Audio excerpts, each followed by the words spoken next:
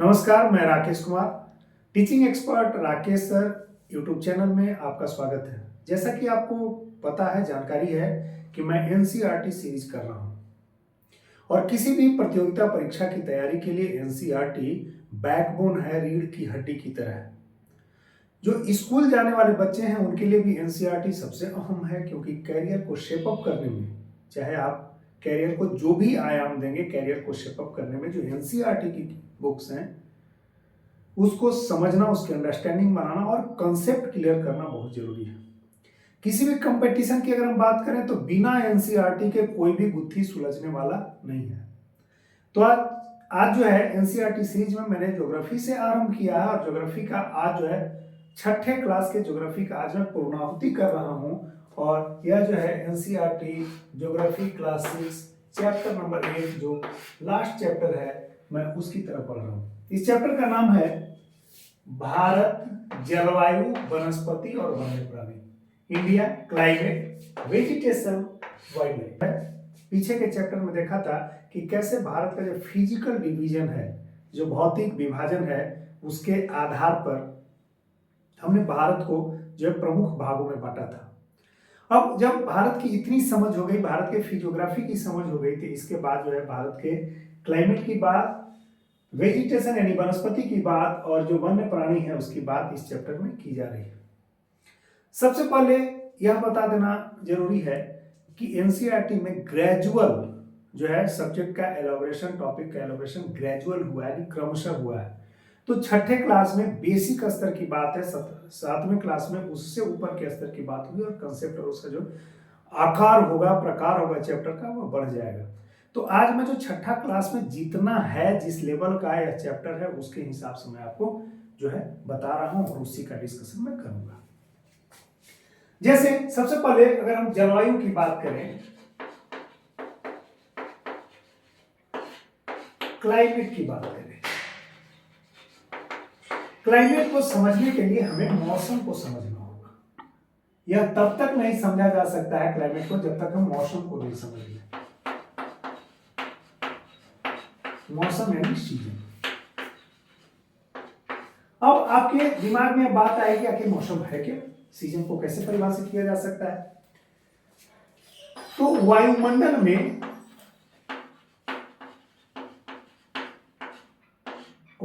में दैनिक स्तर पर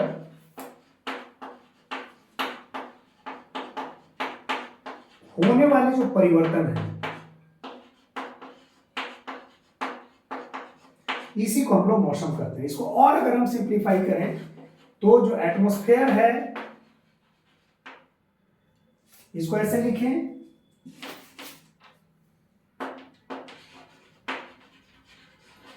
चेंज इन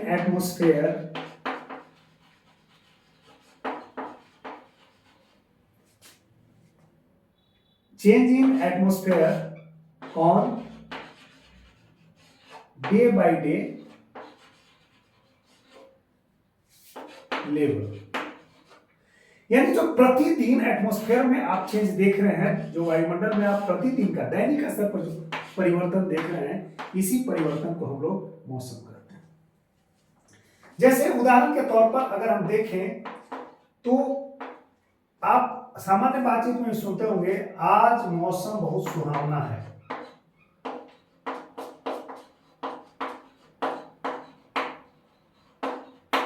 बहुत सुहावना है।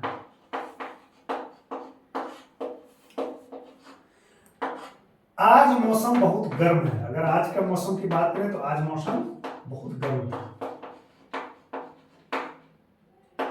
आज मौसम गर्म है। यानी डे बाय डे में जो वायुमंडल में चेंज होने की वजह से जो चेंजेस हम अनुभूत कर रहे हैं, उसी को हम लोग मौसम कहते हैं। अब इसको निर्धारित, इस मौसम के चेंज को निर्धारित कौन करता है, कौन डिटरमाइन करता है कि मौसम चेंज हो रहा है? तो जो तापमान है, टेम्परेचर,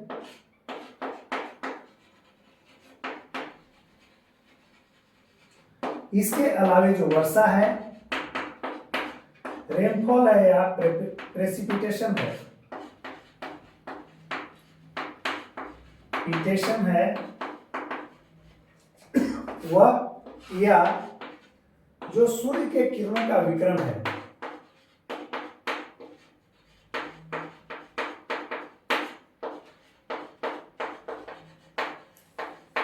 रेडिएशन,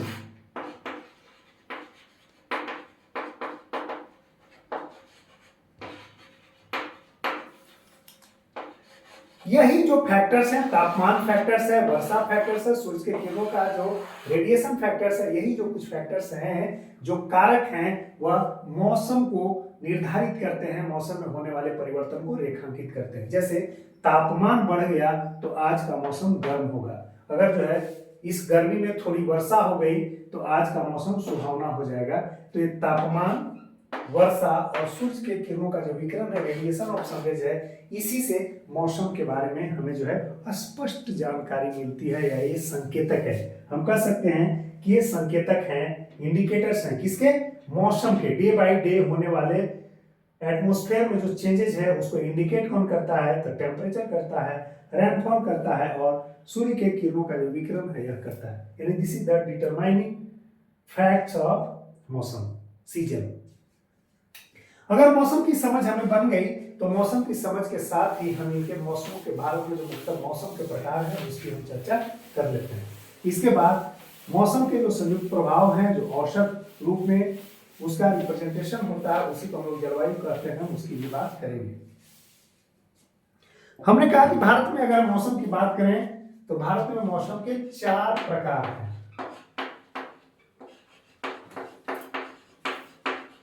भारत में मौसम, सीजन इन इंडिया,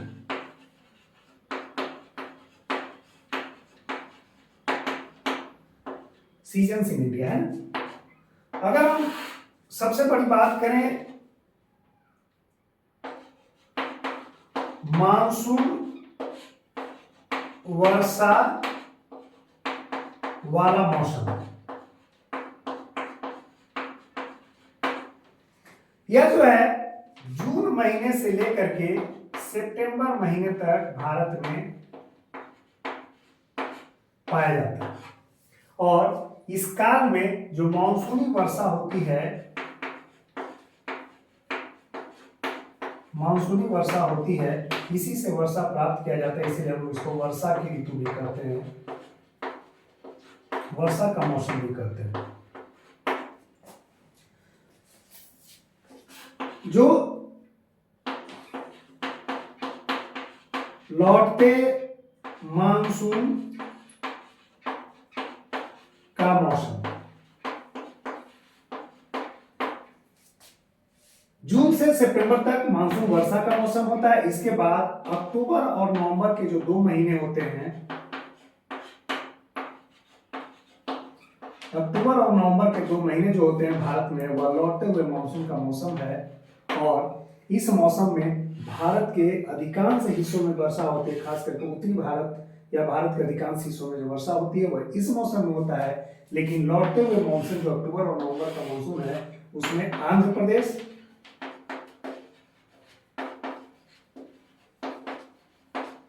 और तमिलनाडु में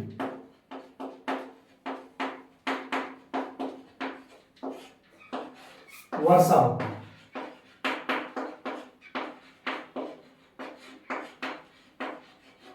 हम इनके कारणों को आगे के चैप्टर्स में, आगे के जो क्लास है उसके अध्यायों में, उसके चैप्टर्स में पढ़ेंगे। लेकिन अभी आप समझ लीजिए कि भारत के अधिकांश हिस्सों में जो वर्षा प्राप्त होती है वह जून से सितंबर में मानसूनी वर्षा होती है, जो मानसूनी पवनों की वजह से होती है। और यह जो लौटने, जब यह मानसूनी वर्षा का काल समाप्त हो जाता है तो लौटते हुए मानसून के मौसम का प्रारंभ हो जाता है, जो अक्टूबर और नवंबर 2 महीने तक चलता है। और इसी काल में आंध्र प्रदेश और तमिलनाडु में वर्षा होती है, यानी खेती का जो मुख्य आधार वर्षा है इस काल में होती है। तो इसमें इस मौसम के ठीक विपरीत, यानी इसके खात्मे के बाद जो है यहाँ पर नया मौसम शुरू होता है वर्षा ऋतु का। किन किन 2 राज्यों में? आंध्र प्रदेश। तो लगातार पूछा जाता है, यूपीएससी में कई बार पूछा गया है, सीटीटी में पूछा जाता है, एसएससी में पूछा जाता है कि अक्टूबर और नवंबर में भारत के किन 2 राज्यों में वर्षा होती है। तो आपका जवाब होना चाहिए आंध्र प्रदेश और तमिलनाडु। कारण क्या है, लौटते मानसून का वो मौसम होता है, उस अक्टूबर और नवंबर में वहां पर वर्षा होती है और धान की खेती वहां उसी काल में की जाती है। जबकि जो मानसूनी वर्षा वाला मौसम है जून से सितंबर तक, जो उत्तर भारत के अधिकांश जो क्षेत्र है या भारत का जो अधिकांश क्षेत्र है, इन दो क्षेत्रों को छोड़ करके, दक्षिण भारत के कुछ क्षेत्रों या दो प्रमुख जो क्षेत्र है उसको छोड़ करके अधिकांश वर्षा जो है इस काल में होती है, जून से सितंबर के बीच में होती है। और धान वगैरह की जो खेती होती है, जिसको आप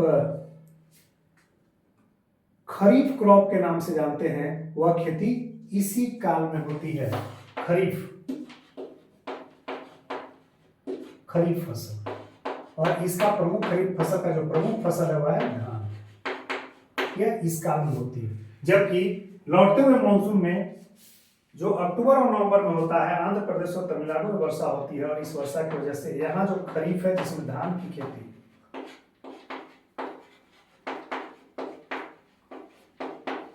तो सवाल चाहे आपसे जिस स्तर पे भी घुमाए, आपको कंसेप्ट क्लियर होना चाहिए कि भारत के सारे हिस्सों में जो है मानसूनी वर्षा के प्रभाव में खरीफ की खेती होती है, जबकि आंध्र प्रदेश और तमिलनाडु में लौटते मानसून के मौसम में अक्टूबर और नवंबर महीने में धान वर्षा होती है, और वर्षा की वजह से खरीफ की खेती होती है, धान की खेती होती है। अब मौसम की बात हम करें तो दिसंबर और से लेकर के फरवरी तक यह जो है शीत ऋतु है। शीत ऋतु यानी मौसम एक ही है, शीत का मौसम है, यह कोल्ड होता है। और आपको पता ही है कि कोल्ड सीजन में खूब ठंडी पड़ती है, और यही दिसंबर, जनवरी और फरवरी 3 महीने सर्दी की ऋतु होती है। मार्च से लेकर के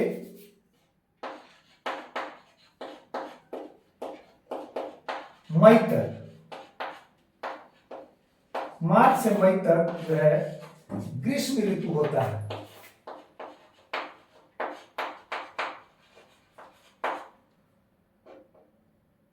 ग्रीष्म ऋतु होता है, समर।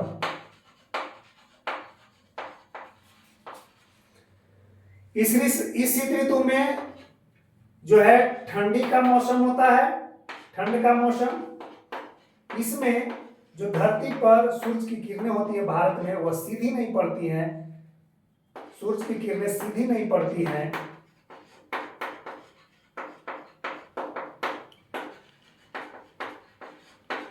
धरती पर सीधी नहीं पड़ती हैं, जिसकी वजह से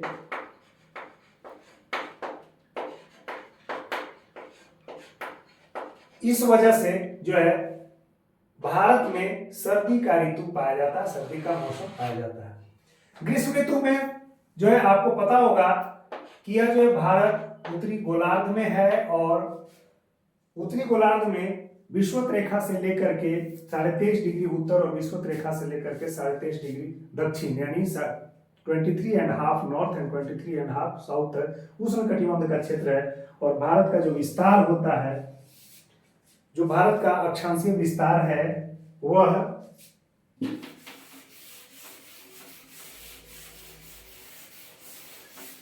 अगर हम कटिबंधों की बात करें तो यह 0 डिग्री अक्षांश है, यह 23.5 डिग्री नॉर्थ है, यह 66.5 डिग्री नॉर्थ है, और यह 90 डिग्री है। इसी तरह 23.5 डिग्री साउथ, 66.5 डिग्री साउथ, और यह 90 डिग्री। यहां विषुवत रेखा से यहां इधर यह टोरिड जोन है, टोरिड जोन है यानी उष्ण कटिबंध।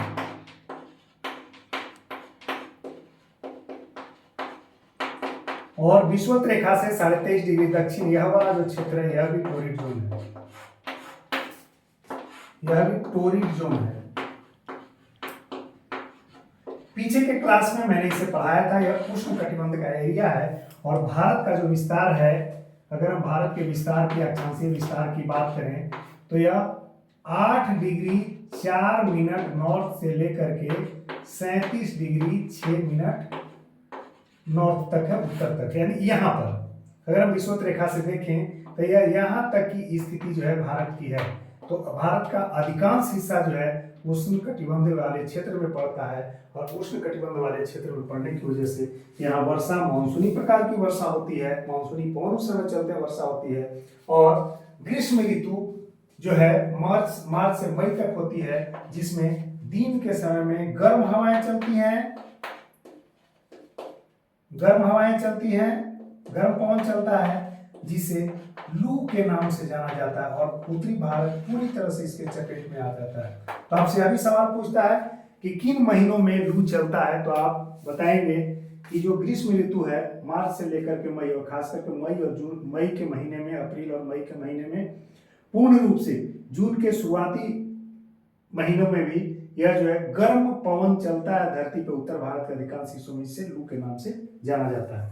इस तरह से आपने मौसम के बारे में, भारत के जो 4 सीजन्स हैं उसके बारे में आपने देखा। अब आपको यह बात स्पष्ट हो गई होगी मौसम किसको कहते हैं और भारत के प्रमुख जो मौसम है या ऋतु हैं कौन कौन से हैं। अब मौसम को समझने के बाद जलवायु को समझना आसान होगा, क्योंकि जलवायु क्या है? मौसम की औसत दशा है।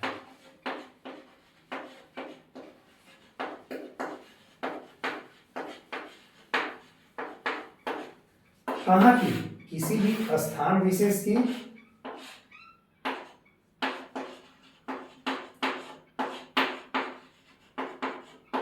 स्थान विशेष की, और समय अवधि क्या? अनेक वर्ष तक।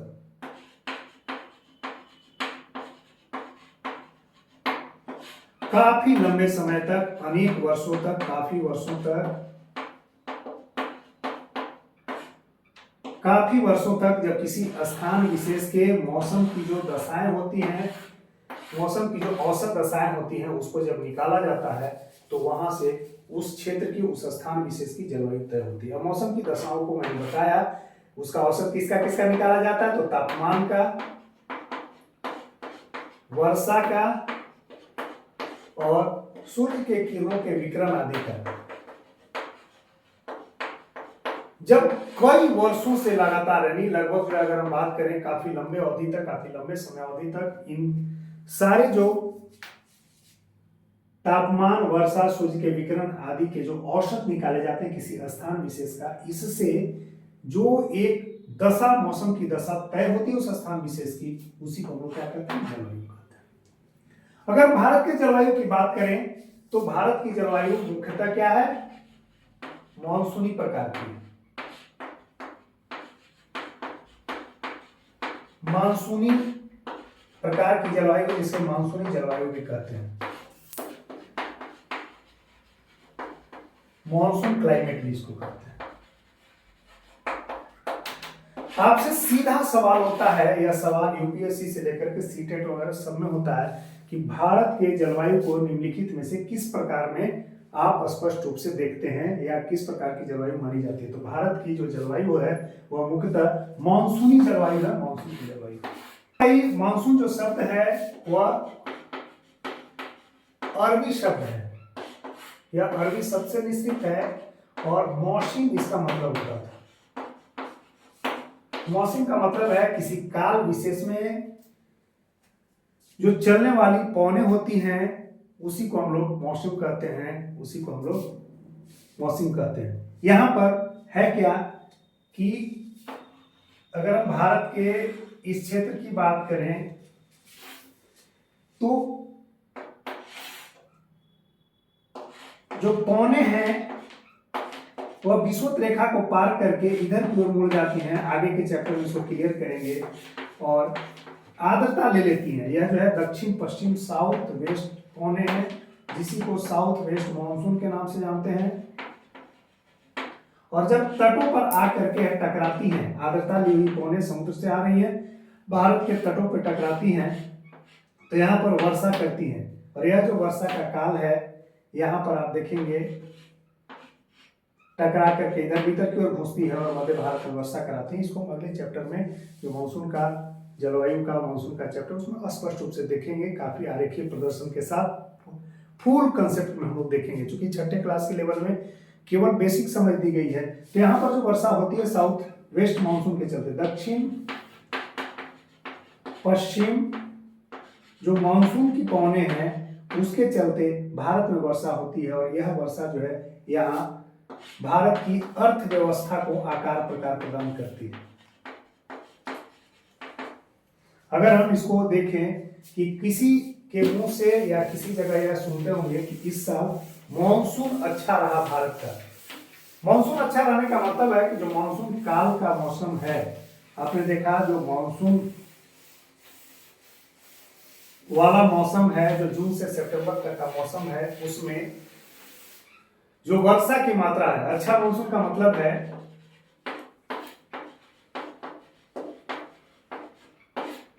कि जो जून से सितंबर का महीना है, इस कालावधि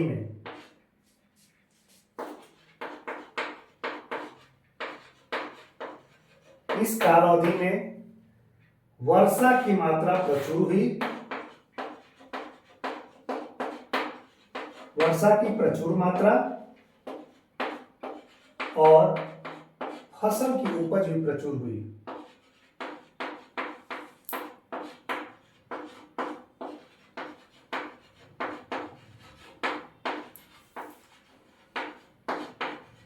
प्रचुर मात्रा, अगर अच्छा मौसम है तो वर्षा की मात्रा भी प्रचुर मात्रा में हुई और फसल भी प्रचुर मात्रा में उपजा।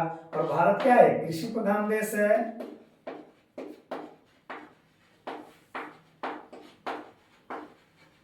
और कृषि प्रधान अर्थव्यवस्था होने की वजह से यहाँ पर अगर अच्छी मॉनसून की स्थिति जिस साल अच्छी रहती है, वर्षा प्रचुर मात्रा में होता है और उस साल फसल की उपज भी प्रचुर मात्रा में होती है, तो भारत की जो अर्थव्यवस्था वो क्या हो जाती है, अपने समृद्धि की ओर बढ़ जाती है, और उस साल जीडीपी का growth rate, gross domestic product का जो ग्रोथ रेट होता है वह भी बेहतर हो जाता है।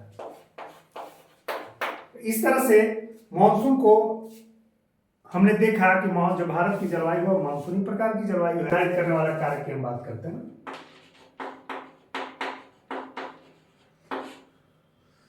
जलवायु को निर्धारित करने वाले जो कारक हैं उसमें ऊंचाई, समुद्र से दूरी,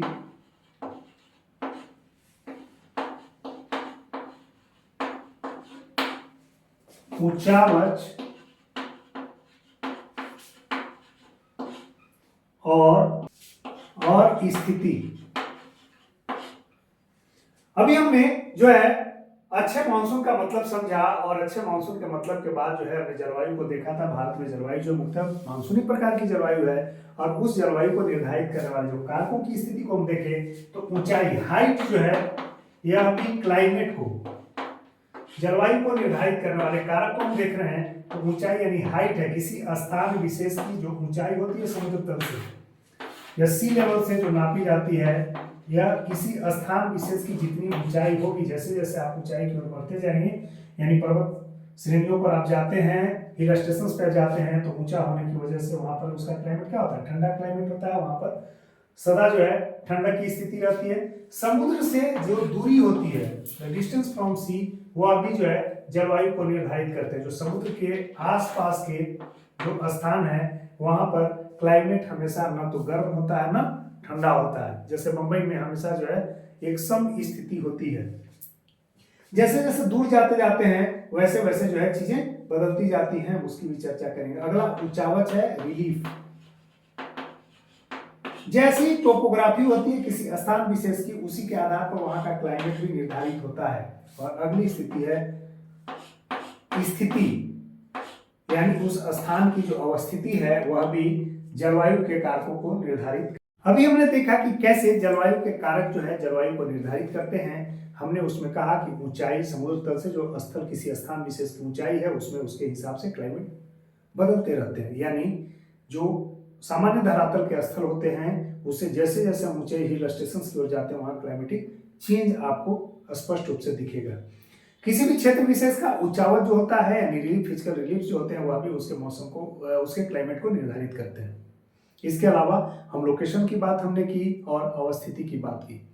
मान लिया जाए स्थिति की हम बात की, समुद्र से दूरी की बात करते हैं तो समुद्र में बंबई के आसपास या तटीय जो नगर होते हैं, तटीय क्षेत्र होते हैं, वहां पर सम प्रकार की जलवायु होती है, ना ज्यादा चिपा, एक ह्यूमिड क्लाइमेट वहां पर पाया जाता है। अगर हम राजस्थान की बात करें, उसकी स्थिति की बात करें, तो वहां पर जो है डेजर्ट है, वहां पर गर्म जलवायु की स्थिति होती है। जबकि अगर हम जम्मू कश्मीर की बात करें तो वहां पर जो है ठंड की स्थिति देखें तो भारत में सबसे ज्यादा मेघालय में जो खासी हिल्स है उसी के से जाकर के जब मानसूनी पवनें टकराती हैं तो मानसी राम एक जगह है, मॉनसीन राम, यह मेघालय है में है, यह चेरापूंजी के पास है। पहले चेरापूंजी था, अब चेरापूंजी में बदल गया। यहां दुनिया में सबसे ज्यादा वर्षा की स्थिति पाई जाती है।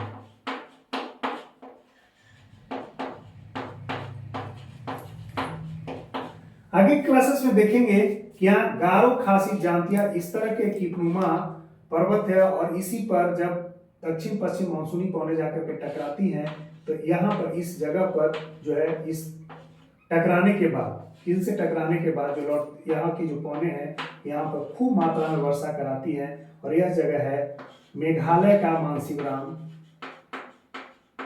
मेघालय मेघकालय नाम से ही पता है, यहाँ वर्षा अच्छी होती है। और उस मेघालय में जो मॉनसून राम है यहां पर सबसे ज्यादा वर्षा होती है। तो यह सवाल आपको हमेशा पूछता है कि मानसून राम जहां दुनिया की सबसे ज्यादा वर्षा होती है वह कौन सी है, तो आपको मानसून राम बताना है। इसके अलावा किस राज्य में है, तो मेघालय में बताना है। किस पहाड़ी के, किस कीपनुमा पहाड़ी के यह जो है पास है स्थित, तो आपको खासी हिल्स बताना है। और इस तरह से एक सवाल आपका यह भी बनता है। अगर हम जलवायु की बात करें तो जलवायु में हमने बताया कि जैसे जैसे जलवायु में स्थान विशेष, ऊंचावच और समुद्र से दूरी के हिसाब से परिवर्तन होते जाता है, उस जलवायु के तत्वों के कारण अलग अलग जलवायु में अलग अलग तरह की वनस्पतियां होती हैं, है ना। अलग अलग जलवायु में अलग अलग तरह की वनस्पतियां।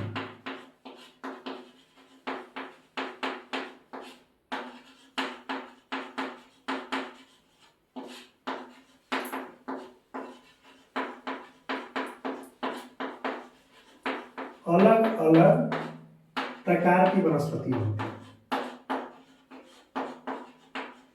और इन वनस्पतियों को जो निर्धारित करने वाले कारक हैं वह चूंकि जलवायु से निर्धारित होते हैं। जलवायु अलग अलग जलवायु में अलग अलग प्रकार की वनस्पतियां पाई जा रही हैं और इन जलवायु के निर्धारक कारकों में जो वर्षा होती है मुख्य कारक,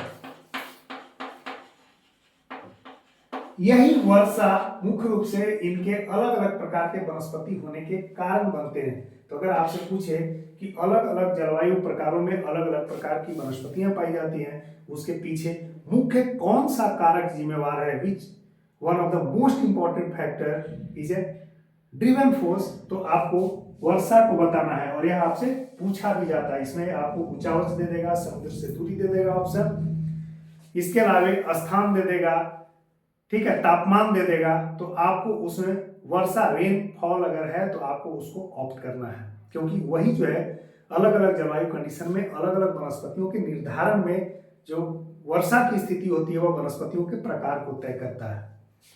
इसके अलावा अगर हम वनस्पतियों की बात करें तो इसमें प्राकृतिक वनस्पति की हम बात करते हैं।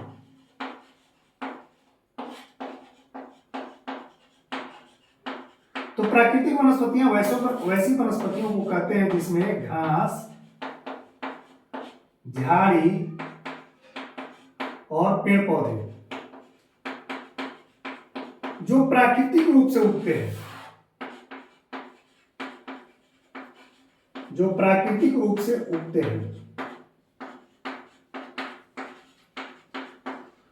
हैं या उपजते हैं। इसमें मानव का कोई योगदान नहीं होता है, योगदान नहीं होता है। यानी स्वतः जो नेचुरली जो वेजिटेशन ग्रो करते हैं उसमें झाड़ी शामिल होते हैं, घास शामिल होते हैं और पेड़ पौधे शामिल होते हैं। ऐसी वनस्पतियों को लोग प्राकृतिक वनस्पतियां कहते हैं। इसमें घास से लेकर के घास का एक लेयर होता है, झाड़ी का दूसरा, घास का एक लेयर, झाड़ी का दूसरा लेयर और बड़े वनस्पतियों का तीसरा लेयर होता है। आगे जो वेजिटेशन चैप्टर पढ़ेंगे तो उसमें हम लोग इसको पढ़ेंगे। अब वनों में वन्यजीव की स्थिति होती है और वन्यजीवों की अगर हम बात करें तो इनका अलग अलग क्षेत्रों में अलग अलग क्लाइमेटिक कंडीशंस में अलग अलग प्रकार के वन होते हैं और अलग अलग प्रकार के वनों में अलग अलग प्रकार के वन्यजीव की भी उपस्थिति होती है। अगर हम वन्यजीवों की बात करें तो आसाम की अगर हम बात करते हैं तो आसाम के जंगलों में जो एक सींग वाला गैंडा,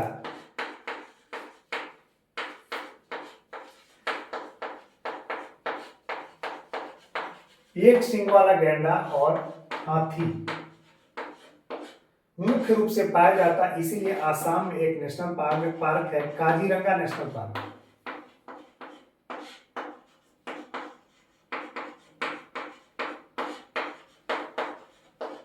इसमें एक सींग वाला जो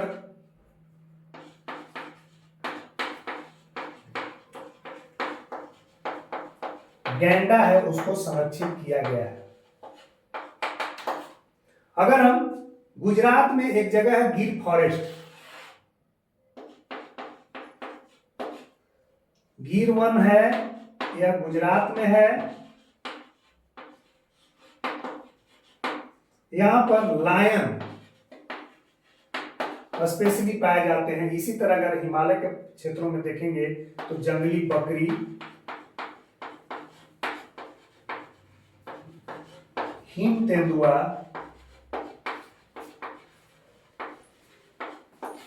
और भालू ये हिमालय के क्षेत्रों में पाए जाते हैं।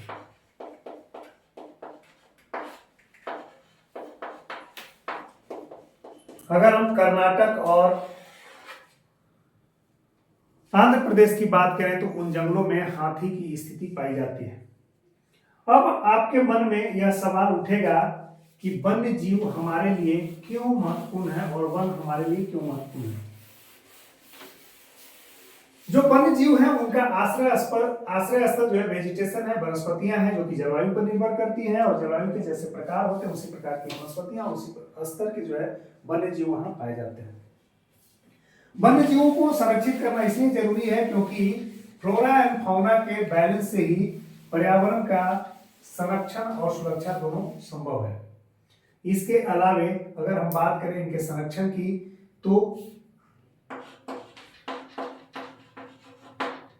नेशनल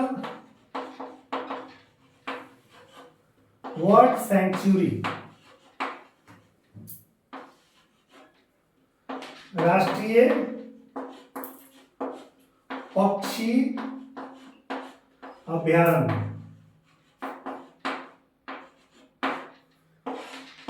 राष्ट्रीय अभयारण्य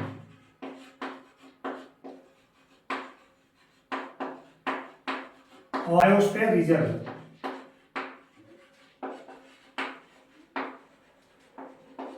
इन क्षेत्रों में जो वन्य जीवों को संरक्षित किया जाता है, जो वन्य जीव हैं इनको संरक्षित किया जाता है।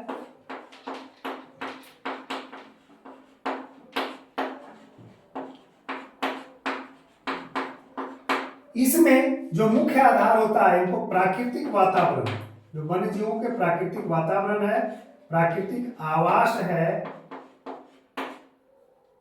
वन्य जीवों का जो प्राकृतिक आवास है, प्राकृतिक आवास जो है निर्मित किया जाता है, यानी उनको उसी तरह से नेचुरल हैबिटेट प्रदान करके इन जीवों को नेशनल पार्क में, सैंक्चुअरीज में और बायोस्फीयर रिजर्व में संरक्षित किया जाता है। अक्टूबर के प्रथम सप्ताह में जो है वन्य जीव सप्ताह मनाया जाता है। उसमें मुख्य रूप से जागरूकता का कार्यक्रम है जिसमें वन्य जीवों के जो निवास स्थल है उसको सुरक्षित रखा जाए। इसके लिए यह जो है जागरूक करने के लिए यह प्रोग्राम मनाया जाता है, जो अक्टूबर के प्रथम सप्ताह में। यह सवाल आपसे पूछा जाता है कि वन्य जीव सप्ताह जो अक्टूबर में मनाया जाता है, प्रथम सप्ताह में वन्य जीव सप्ताह कब मनाया जाता है? तो प्रति साल अक्टूबर के प्रथम सप्ताह में मनाया जाता है। किस लिए मनाया जाता है? तो वन्य जीवों का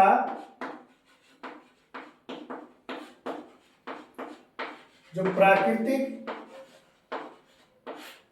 निवास स्थल है, नेचुरल हैबिटेट है,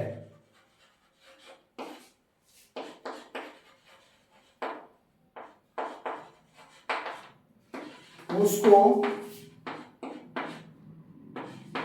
सुरक्षित रखने हेतु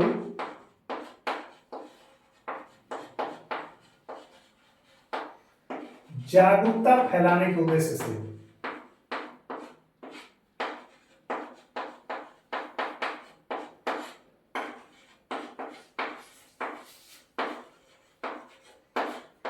से मनाया जाता है।